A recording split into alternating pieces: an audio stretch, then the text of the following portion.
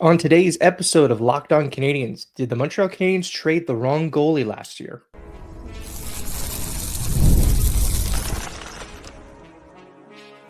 You're Locked On Canadiens, your daily podcast on the Montreal Canadiens, part of the Locked On Podcast Network, your team every day. Hello and welcome everyone to episode 1182 of Locked On Canadiens. Thank you for making us your first listen of the day and for subscribing wherever you get podcasts. Doing that helps the show and ensures you don't miss an episode. Today's episode is brought to you by FanDuel. You can start the season with a big return on FanDuel. New customers can place a $5 bet and you'll get started with $150 in bonus bets if you win your first $5 bet. Visit FanDuel.com to get started. I am Ian Boisvert, also known as @maybe it's Ian. I am quite aware that when I'm wearing a collared shirt and I'm not wearing a hat and with the mustache, I look like real life Ned Flanders, but I promise you I am not him. I'm not with Laura Saba today. She'll be back soon. So we're riding solo today and it's an off day for the Montreal Canadiens. So despite that, we still have some stuff to cover today. There's a lot of buzz around the Canadiens media universe around the Canadiens goaltending and whether or not they kept the right goalie last year. I'm starting to look ahead at what the Canadiens may look like when they're fully healthy, with the re-inclusion of Patty Laine and Rafael Harvey-Pinard. So we'll take a look at what that roster may look like. And then it feels weird we didn't touch on Shea Weber making the Hall of Fame on his first attempt. So we'll end the show with an ode to Shea Weber, one that he is definitely owed. But we start with goaltending. We talked about goaltending in yesterday's episode, and we'll continue to do so until it gets better. The beatings will continue until morale improves. Isn't that what they say? I'm seeing a lot of people, Habs fans, some media, speculate that maybe they should have kept Jake Allen last year, and that it was the wrong decision to keep to trade Jake Allen last year. I believe that this is a giant load of revisionist history. I kind of can't believe what we're seeing, or what I'm seeing anyway. I went to one of his last games as a Montreal Canadien. It was in New Jersey. Funny enough, it was in New Jersey, and that's where he ended up playing. And that game, when I saw that he was starting, I was the least confident that the Canadiens would win that game. And he wasn't bad, but his numbers were just not particularly good last year. So let's take a look at the 23-24 season and the stats for our goaltenders. The four categories I want to look at, two of them are your run-of-the-mill stats, and two of them are kind of special stats. We'll look at save percentage, goals against average, quality start percentage, which I'll explain, and goals saved above expected. We'll start with Sam Montembeault. Save percentage, .903. Not bad. In today's NHL, that's pretty good. Goals against average, 3.14. On a team as bad as the Canadiens, you're kind of expecting your goalie to give up around 3. So he's in that ballpark, totally fine. Quality start percentage, 70% of his starts were quality starts. And this is where I'll explain that stat. If you go on Hockey Reference, you might see this as you look at goaltending. A quality start is a start where the save percentage of the goaltender is greater than the average save percentage for the year, or at least 88.5% on games with no more than 20 shots. So it kind of has a built-in dependency just in case you end up below the league average, but it was on 15 shots. They build that in. So Montembeault, last year, you got 70% of his starts were quality starts. That's pretty good. It's not mind-blowing. It's not Vezina quality by any stretch, but it's a fringe starting goalie on a bad hockey team. That's what he was. And goals saved above expected, 3.3. That last stat is courtesy of Money Puck. Caden Primo, 910 save percentage. Pretty good. Actually, the highest on the team. Goals against average, 299. Pretty good. Actually, the lowest on the team. Quality start, 52.4%. So that wasn't great from Caden Primo. And it speaks to what we talked about, and I've talked about every episode with him, is the consistency. The range of potential outcomes for Caden Primo remains very large. He's either unbeatable or very, very beatable. He was the only Canadiens goalie with a shutout last year, and he had 2 of them. So league average for quality starts is about 53%. So he was just a hair below league average. And a goal saved above expected of 3.6. That was the highest on the Montreal Canadiens last year. And then you have Jake Allen. So Montembeault and Primo both above 900 in save percentage. Jake Allen was an 892. So off the bat, not great. Goals against average. Montembeault was 314. Primo was 299. Allen was 365, the highest on the team. Quality starts. Like I said, Montembeault was 70. Primo was 52.4. And Allen was 42.9. He made 21 starts, and only 9 of them were considered quality starts. Goals saved above expected, he was a minus 1.9. The other 2 were above 3. So this idea that Jake Allen, at the time he was traded, was the best goaltender on the Montreal Canadiens, or even in the top 2 goaltenders on the Montreal Canadiens, I find to be a bit of a fib. I don't think that that's true. I don't think it was true when the trade happened. I don't think it's true now looking back at it. Jake Allen was 33 years old at the time of the trade. This season is currently his last one on his current deal. $3.85 million cap hit. The Canadiens retained half in order to trade him, so they are on the last year of that retention at 1.925. They needed to make a decision, and the decision they made was to go with a goalie they were going to sign for a longer extension at a better number in Sam Montembeault, and a relative unknown but still a very young, unproven goaltender in Caden Primo. That was the direction that they chose. And with the team being what the team is and what it was then, it was the right decision. I don't love the salary retention on the trade, especially because, looking at this season now, Montreal will be firmly out of the mix. They only have 1 retention spot left. As we get closer to the trade deadline, I'm sure we will all have very strong opinions on how they should use that last retention spot. Is it going to be Armia? Is it going to be Dvorak? Is it going to be Savard? So don't love the retention there, but they needed to do it to get the deal done. They got a 3rd round pick, and it could be a 2nd if Allen plays 40 games and Allen's team makes the playoffs. Right now, he's the best goalie in New Jersey. So I think that that's well within the range of outcomes for the Montreal Canadiens and for the New Jersey Devils. And the trade condition is very specific in that it's not the New Jersey Devils make the playoffs. It's the team Allen plays on makes the playoffs. So if he gets traded, but he also played 40 games and he gets traded to a team that makes the playoffs and the Devils don't, the Canadiens still get that 2nd round pick.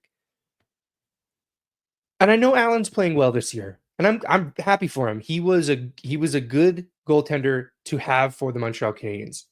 They needed him the year that they went to the Cup final because Carey Price was hurt and didn't have it, and they needed somebody to get them through the regular season. He did that.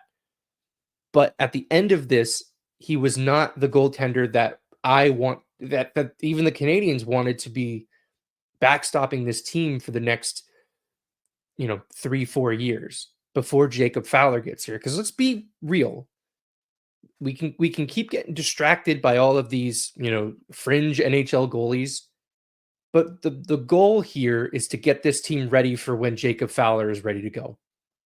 He's still in the NCAA. He's playing really well. He'll probably play another year in the NCAA. There's no reason to pull him out and just get him into the middle of whatever this mess is. But of course, Jake Allen is playing well. He's playing on a really good hockey team. The New Jersey Devils are a good hockey team this year. And Jake Allen is a decent goaltender. He was not a good goaltender for this team, and he was not the right goaltender for this team moving forward. So this idea that the Canadiens, that we can all say the Canadiens made the wrong decision now, they didn't at the time, and I still don't think it was the wrong decision. I still think that Montembeault and Primo are the better bet out of the 3 of those, because Jake Allen's, he's 34 now. And who knows when that drops off? Who knows when he just can't do it anymore?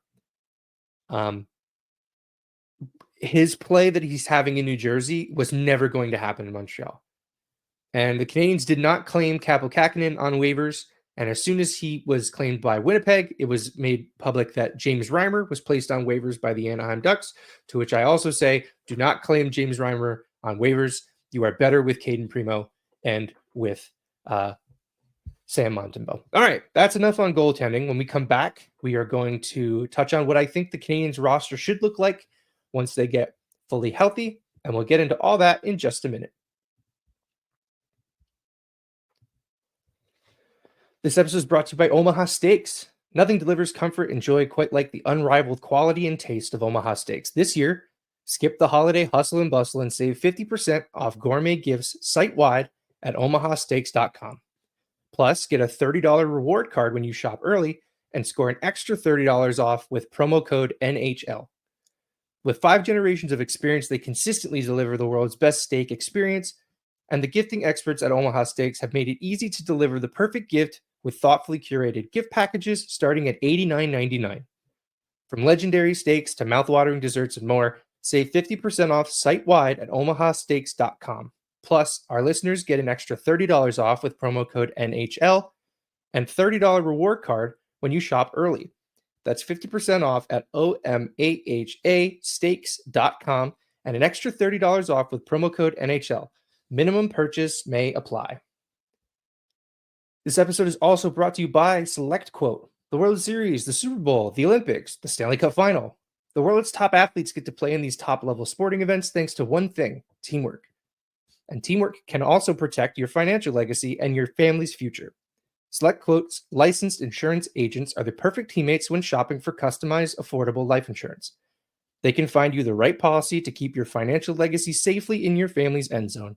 SelectQuote is one of America's leading insurance brokers with nearly 40 years of experience, helping over 2 million customers find over $700 billion in coverage since 1985. Other life insurance brokers offer impersonal one-size-fits-all policies that may cost you more and cover you less, while SelectQuote's licensed insurance agents work for you to tailor a life insurance policy for your individual needs in as little as 15 minutes. And these policies are more affordable than you think. You could get coverage for up to $1 million for as little as $20 a month. Head to selectquote.com and a licensed insurance agent will call you right away with the right policy for your life and your budget. Get the right life insurance for you for less at selectquote.com/lockedonnhl. Go to selectquote.com/lockedonnhl today to get started. That's selectquote.com/lockedonnhl.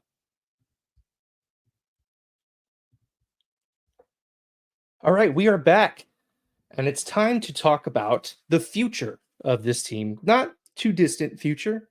We're talking a couple weeks to a little over a month here. I think it's an interesting conversation to start having about the lineup that we might be looking at for the Montreal Canadiens up front on forward once they get healthy. Laine is skating again. We've seen it. We've seen him at the practice rink by himself taking shots. RHP, Rafael Harvey-Pinard, is practicing. He's still in a non-contact jersey. It's time to start thinking about what this team will look like when those guys are back. Let's get this out of the way. I'm going to knock on wood. Let's assume no one else is maimed in the time that I say this and these guys come back. This is just for the purposes of this discussion, that finding what the Canadiens may think their ideal lineup is, because they will have had everybody come back. So let's start with Rafael Harvey-Pinard. He's probably, I would think, the most likely to come back first. This is an easy decision for me as far as what the Canadiens should do. I think you return Lucas Condada to the AHL, who's been great. He's that fourth line has been really good. You slide Evans and Dvorak back a line, and Caulfield back to line one, and Doc goes back to center where he belongs. That fulfills my agenda, which is why I want it to happen. And it gets Caulfield back on that first line as well. Where Rafael Harvey-Pinard plays is kind of interesting because it's probably too soon to immediately put him onto maybe the second line or third line. It's definitely too early for the second line. And the third line, you kind of just don't want to touch, right? Like the unless you're swapping in a new center in Jake Evans, because we know that line works with Christian Dvorak or Jake Evans surrounded by Josh Anderson and Brendan Gallagher. But, I kind of wonder if we'll see a conditioning stint for Rafael Harvey-Pinard. He hasn't played in a while. I wonder if they activate him after a conditioning stint, he can go down to Laval and play a few games just to get back up to speed, because he hasn't played hockey in a while. If it's too soon to play him on line 2, just to speak of that possibility, I don't necessarily know that I would put him on the second line. But you can play him on the fourth line and maybe give Heineman another shot up in the top 6. I wanted to see more of that experiment in the top 6, maybe not the first line, but maybe you can give Heineman a few games on the second line and then maybe shift things again as they go. So this does a bunch of different things. It reestablishes that top line that we know works of Nick Suzuki, Jari Slafkovsky, and Cole Caulfield. It fulfills my agenda of getting Doc back to playing center on that second line and prepares him for the eventual return of Patty Laine, which we'll get into in a minute. And you don't need to put Rafael Harvey-Pinard into a spot where he needs to produce immediately. He can ease his way back into the lineup. That's what I hope happens. And if you see where I'm going with this, I don't think that's what's going to happen. Assuming everyone's still healthy, I think that what probably happens is Emil Heineman gets scratched and Harvey-Pinard just goes on to that fourth line and none of the other lines change and we just leave it as is. So we've laid out both cases here. What I would do, what I think Marty's going to end up doing. When Laine comes back, though, it's sort of a different question because if Harvey-Pinard is still playing and nobody else is hurt, if Doc is not back at center with Harvey-Pinard back in the lineup, he needs to be back at center by the time Laine is back in the lineup. If he's not, we either riot or panic. I don't know which one. I don't know if we should be angry that he's not at center or if we should really be concerned that the Canadiens might not see him as a center long-term. Putting Laine back in that top 6 and putting Doc back at center on the second line can reestablish that second line that we saw during training camp of Newhook, Doc down the middle, and Laine. We didn't see much of it. We saw about a game and a bit, maybe 2 games. I can't remember exactly how many they played. It's worth giving that line a shot again, considering that's the only taste of the Montreal Canadiens Patty Laine has had. So it makes sense to me to put him back into that top 6. Where things get more interesting to me is the power play. If it seems like this is the case, Marty is insistent on Hudson playing power play too. Despite the evidence to the contrary, he's going to keep him there. And I understand why he's keeping them there. I know everyone hates to hear this, but if Hudson goes on to power play 1, they have 1 power play unit. If Hudson stays on power play 2, they have 2 power play units. Matheson cannot quarterback power play 2. I just don't think that that's a thing he can do. So they're insistent on it. We can kick and scream all we want. That's the reality. But when you bring Laine back, that's a nice prize to put near Lane Hudson on the second power play unit. I've been saying since Laine got hurt that I cannot wait to see him and Lane Hudson play together because I think that they'll just connect really well.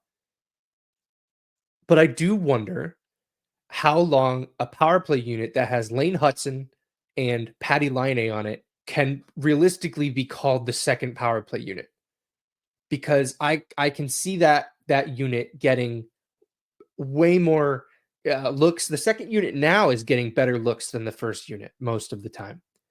They're not scoring more or even at the same rate because they don't have a Cole Caulfield on that unit, but they're getting good opportunities. They're moving the puck really well. I like that second unit because Lane Hudson is on it. I wish they got more ice time. It seems like most of the time they get 25% of any given power play, which I think needs to change if they want to, consider keeping Hudson on that second unit. But I do think when Laine comes back, it makes sense to play him on that second unit. And I wonder if that's why Marty is insisting on it now, because he knows Laine is going to come back.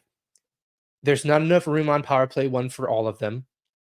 And playing Lane Hudson with Patty Laine might just be the best case scenario for the Montreal Canadiens. And if that's the case and it works out, we've got 2 power play units that can click. You hope that Laine can help them with their 5-on-5 offense, which has struggled. And you hope that everything meshes the way that they had envisioned this summer when they made all of these deals and they came to the golf tournament and told everybody that they wanted to play spoiler. They wanted to surprise people. We have a long time before that lineup is put back together. Patty Laine is, still looking at a couple more weeks, maybe 3-4 weeks at this point. It could be longer. I know we had thought maybe he'd be back by Christmas. So fingers crossed that recovery goes without any setbacks, and we do get to see Patty Laine in a Montreal Canadiens jersey very soon. All right. We're moving on to our final segment where we are going to talk about the Hall of Fame case for one new Hall of Famer, Shea Weber. We'll get into all that in just a minute. Get ready to tackle the NFL action with FanDuel, America's #1 sportsbook, because right now, new customers can bet $5 and get $150 in bonus bets if you win. The FanDuel Sportsbook app gives you everything you need to place live bets on the NFL all in one place. So when you get a hunch in the middle of the game, you can check out the latest stats, view live play-by-play, and so much more on the same page where you place your bets. Just visit FanDuel.com to join today. You'll get started with $150 in bonus bets if you win your first $5 bet. That's FanDuel.com.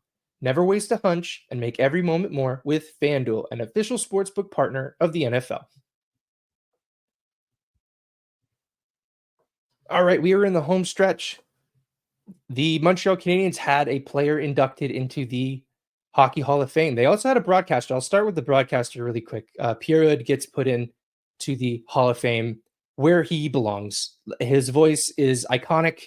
He is the soundtrack to most Canadiens fans' memories, of my age. Even though I don't watch the French broadcast because I don't get it here in the States. His calls are iconic. You understand his place within the culture that is the Montreal Canadiens. So well deserved for Pierre. I'm very happy that he's being recognized with, I believe it's the Foster Hewitt Award. So congrats to him. And Shea Weber goes in his first attempt, his first ballot into the Hall of Fame without any hardware, no personal awards, no Stanley Cup. He does have Olympic gold, so I guess that does matter, and the World Cup championship as well. But very famously, no Norris Trophy. And while that I think could be disqualifying to some, I think if you look at it for more than a minute, you realize that even though he never won any of those Norris trophies, he was right there among the all-time greats. I'm going to run you through some of his close finishes. In 2008-9, he finished in 4th place behind Nick Lidstrom, Mike Green, who was a bit of a flash in the pan, but very good in his time, and Zdeno Chara won it that year. Okay, so you're behind 2 all-timers and a guy who got red hot. Fine. 2010-11, he finishes in 2nd place behind Nick Lidstrom. Nick Lidstrom's the guy they should rename the award for. So that you're finishing right behind that guy every year. 2011-12, he finishes in 2nd, again behind Erik Karlsson. Again, an all-timer. And people will probably balk when I say that, but the numbers Erik Karlsson put up were ridiculous. And it was very, he deserved that award.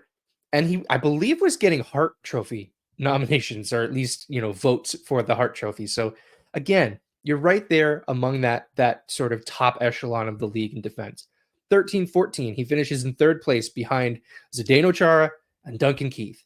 Again, you're looking at 2 guys who defined playing defense through most of the late 2000s, early 2010s. And then one last time in 4th place in 14-15 behind PK Subban, Drew Doughty, and Erik Karlsson. Again, those are 3 guys who also defined defense for the time that they were in the league. The sort of Norris conversation always hovered around these players. He's 15th all-time in goals by a defenseman with 224, 10th all-time in power play goals at 106. And I hope this is the beginning of players being recognized without trophies, without Stanley Cups, without Norris trophies or Hart trophies, because there are more players in the league now than there ever have been. It's those awards are, they are products of the time they exist in. And Shea Weber was always right in that conversation. I think that's just as impressive as if he would have won some of them. And I know that sounds like a consolation prize or a participation trophy, but he's right in there consistently with the best defenseman in the league. And he could have, on any one of those years, the people, the writers who vote on this could have just said, yeah, this is the year we give it to Shea Weber, because we've seen that happen. We've seen that happen to defensemen where, okay, it's his turn. We see that happen in awards in all of sports. I just think that, looking back on his time with the Montreal Canadiens, I'm filled with a lot of regret about the way that I acted while that was happening. The trade was a terrible start to his time in Montreal, and he didn't ask for it. He didn't ask to be here. And yet he showed up here and he was tasked with almost an impossible responsibility of rebuilding the culture of the Montreal Canadiens while he wasn't even the captain. He came in and he wasn't. In fact, Max Pacioretty was still the captain of the Montreal Canadiens. And he did it. He did rebuild that culture. I know people like to scoff at that, but you look at the way that they're built now and the way that they act now, they like the core of this team in Suzuki and Caulfield, they saw and played under Shea Weber during those times where he was leading the most, even though his body just couldn't handle it. He busted up knee, busted up ankle. I think it was Arpon Basu had said that Shea Weber said that he played through the entire Stanley Cup final with a torn groin. Just unfathomable amounts of pain.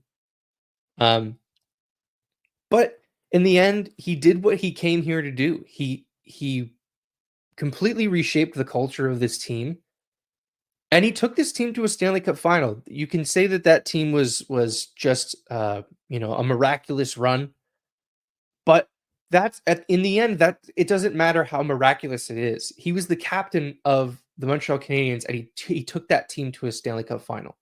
That matters. It's a shame the way it ended. It's a shame that he, is still dealing with the health side effects that he's had through the way that he played the game. But I leave the Shea Weber era, despite the fact that it was kind of a bad period for the Montreal Canadiens. Shea Weber was a bright spot in that time. It was fun watching him on cork slap shots. I got to see one of those live, and it was incredible. It was the hardest shot I've ever seen in person in my entire life. So hats off to Shea Weber. Congratulations on his induction into the Hall of Fame. Well deserved. And Carey Price is next whenever his eligibility comes up, and they will be correctly placed into the Hall of Fame as two of the greatest guys to have ever done it. All right, let's hit our trivia and then get out of here. Yesterday's question was Minnesota Wild based, because Montreal is in Minnesota on Thursday. The first ever matchup between the Minnesota Wild and the Montreal Canadiens took place on October 24th, 2000 at the Molson Center. The two teams played to a 2-2 tie. Who scored the Habs' first ever goal against the Minnesota Wild? And the answer was Dinas Zubris, power play goal from Sergei Zholtok and Patrice Brisebois. I love the Dinas Zubris trade trees. It's very fun. He was acquired in the Mark Recchi trade with Philadelphia, and then he was traded to Washington along with Trevor Linden for Jan Bulis, Richard Zednik, and a first that became Alexander Pereshogin. It's just so many names of guys that we knew. Richard Zednik was pretty good in his time in Montreal. Jan Bulis was a bit of a guy. And Alexander Pereshogin is has one of the funniest pictures in NHL history of him just staring deadpan into the camera as his team celebrates around him. All right. Last question is Shea Weber related. Shea Weber scored his first goal as a Montreal Canadien on October 20th, 2016 against the now defunct Arizona Coyotes, which is still very, very weird to say. Who had the assists on that goal? There are two assists. October 20th, 2016, his first goal as a Montreal Canadien. against the now defunct Arizona Coyotes, who had the assists. That's going to do it for us today on Locked On Canadiens. Thanks so much.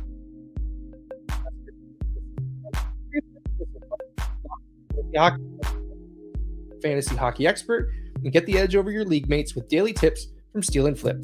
Find Locked On Fantasy Hockey and Locked On Canadiens on YouTube or wherever you listen to podcasts.